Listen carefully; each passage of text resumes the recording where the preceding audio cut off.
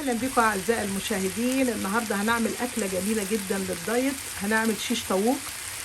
بصي شكله والريحه جميله جدا والطعم رائع. يلا بينا هنبدا نعمله مع بعض خطوه خطوه. يلا بينا يا حبايبي. هنتبل مع بعض الشيش طاووق مع بعض. اول حاجه عندي فراخ متقطعه بالشكل ده، انا خلياها ومقطعاها بالشكل ده. ممكن تكون صدور، ممكن تكون اوراق، مش هتفرق يعني حسب ما اللي انت بتحبيه. عندي ميه بصل اهو، هحطها كده عليه. انا كنت رش عليها حبه ملح. ودلوقتي عندي الباك ده بتاع الشيش طاووق ده في الماركت العربي متوفر. لو يعني امكن تجيبيه ممكن، مش ممكن يبقى برضو هنحط توابل حلوه. لكن انا ده عندي فانا هحطه كده على الفراخ، وسعره رخيص مش غالي خالص اهو.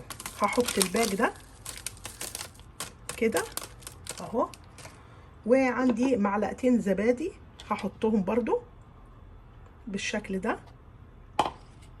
وعندي البهارات عبارة عن معلقة ماجي، معلقة بتاع ده بصل بودر، توم بودر، كمون، كزبرة، بابريكا، فلفل أسمر.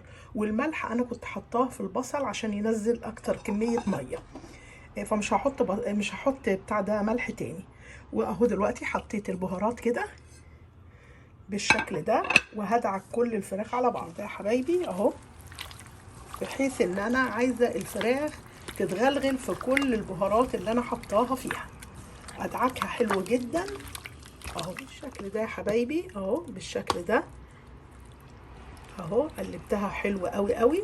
ودلوقتي بقى هنغطيها بالغطا بتاعها في العلبه، وهنسيبها في التلاجة كام ساعة، وبعد كده هنطلعها ونكمل مع بعض. دلوقتي يا حبايبي بعد ما خرجت الفراخ من التلاجة، ممكن تسيبيها كام ساعة في التلاجة أو ممكن تبيتيها في التتبيلة هتبقى أفضل. وبعد كده بنجيب الأسياخ المعدن اللي عندنا وبنحطها فيها، أو لو ما عندكيش الأسياخ دي ممكن الأسياخ الخشبية دي بس بنحطها في المية شوية صغيرين كده وبنخرجها وبنحط فيها بالشكل ده. ممكن بنعملها بنحط الفراخ بس من غير اي حاجة على الاسياخ، او ممكن بنجيب فلفل وبصل وطماطم وبنحط معاها يعني قطعة من الفراخ مع قطعة من الطماطم مع حتة فلفل، بنشكل حسب ما احنا حابين والطعم اللي احنا حابينه. ودلوقتي بقى هنحطها نشويها يا اما على الجريل، يا اما هنحط الاسياخ دي في صينيه ونحطها في الفرن اهو يا حبايبي. دلوقتي عملت الاسياخ بتاعتي كلها، ودلوقتي بقى هنروح على الجريل وهنشوي الشيش طاووق مع بعض. ودلوقتي يا حبايبي الجريل دهنته بفرشه زيت بسيطه كده، ودلوقتي بقى هنحط الشيش طاووق عليه اهو بالشكل ده كده.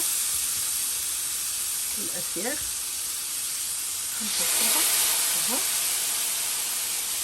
لازم الجريل يسخن حلو قوي قوي بالشكل ده اهو. ودلوقتي برضو يا حبايبي فوق الوش بندهن دهنة زيت برضو، فرشة زيت كده يبقى من تحت ومن فوق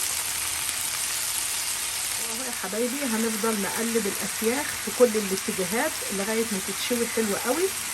واهو يا حبايبي ده شكل الشيش طاووق اللي عملناه مع بعض. الريحه رائعه بالتتبيله الجميله اللي عملناها مع بعض، والشكل حلو قوي والطعم رائع، وبألف هنا.